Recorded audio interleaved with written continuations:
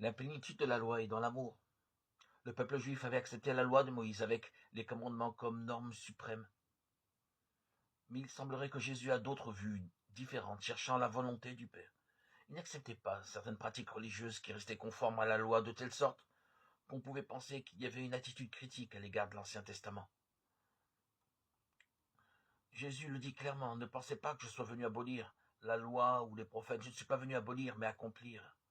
Dans l'évangile de Matthieu, chapitre 5, versets 17 à 37. Nous avons là la clé que Jésus veut manifester à tous ceux qui l'écoutent, à commencer par ses disciples.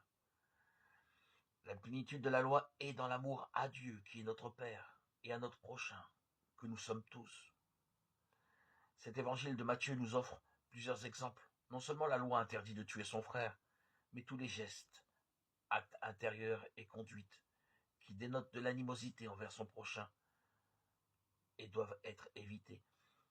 La clé de cet évangile de Matthieu est la référence à la réconciliation avec le frère. C'est Jésus qui nous le rappelle. Si quand tu vas déposer ton offrande sur l'autel, tu te souviens que ton frère a des plaintes contre toi, laisse l'offrande et va d'abord te réconcilier avec ton frère.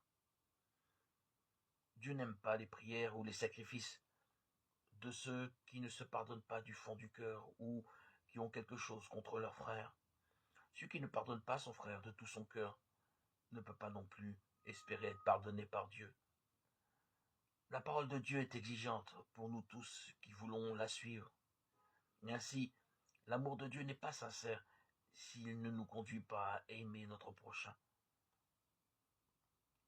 Cette parole nous invite à vivre l'humble attitude de ceux qui veulent faire de leur vie un simple chemin de fidélité à l'amour du Christ et des frères, exprimé dans une obéissance par amour à la loi de Dieu.